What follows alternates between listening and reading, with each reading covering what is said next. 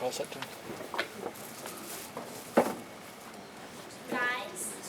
UL prelims are in exactly 2 weeks and the final exams are in less than 3 months. Are y'all ready? Yes. So the title of my speech is called The End in Mind, and it's the second habit of the book, 7 Habits of Highly Effective People, which I'm sure most of you have heard or either read it before, yes? Yes. So what is this end that I speak of? Is it the results slip that I'll be getting in August? Is it the well-paying job that I will hopefully get after graduation? Or is it even the retirement already? Thinking far ahead. So, it's no to all these answers. A very good evening to Mr. President, fellow Toastmasters and distinguished guests. The end that I'm speaking of is, although very superficial, very shallow, but it is necessary. And that to me is a relaxing, revitalizing, rejuvenating beach getaway. Amidst all the exam stress that we're currently having, what better way for me to look for the light at the end of the tunnel than to reminisce about the one trip I had in Bali. Bali, the island of gods. It is named the island of gods because the majority of the Hindu minorities in Indonesia reside there. So 2 years ago, a bunch of close friends and I, we headed there for our graduation trip. And it was our first time overseas without our family, without a tour guide, and therefore without any constraints. Fortunately, all hell did not break loose because we are a bunch of responsible young adults, and like the SAF, our number one priority is safety. So, on the first night, I remember that our driver drove us to Jimbaran Beach, where we had dinner by the seaside while the sun was setting. It was so romantic, and I remember the sky was a perfect patch of purple. There was sand beneath our feet. We could hear the waves crashing against the shore, and we could feel the sea breeze while we were having our dinner.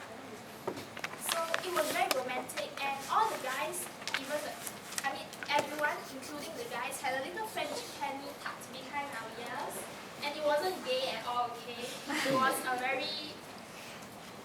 It really set the whole holiday mood, because there we were in paradise, having a little taste of heaven on earth.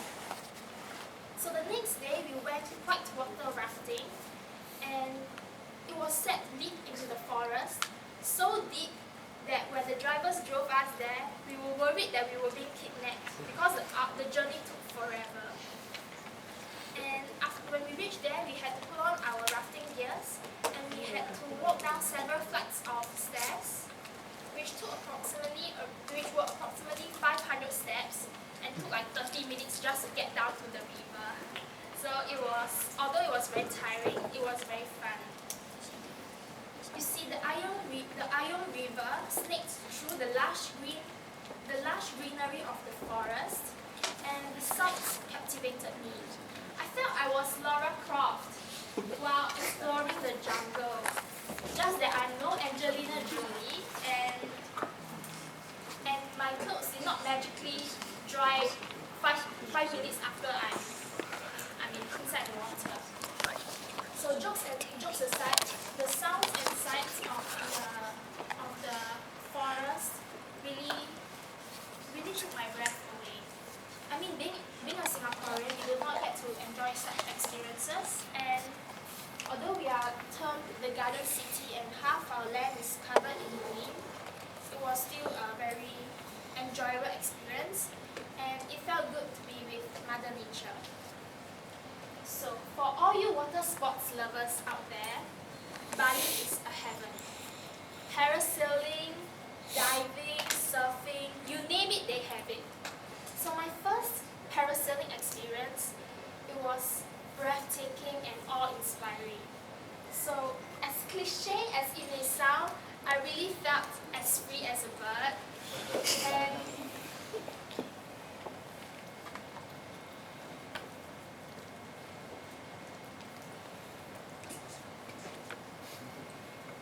so, yeah, as I was saying, as free as a bird, then... Okay, that's all for the water sports. So Bali is known for its vibrant nightlife, and of course, being young adults, we had our fun. But honestly, in Bali, it was a constant juxtaposition of the old and the new. Because in the day, we went on visits to natural sites, to beautiful temples, and we could hear the constant soothing sounds of the waves. And at night,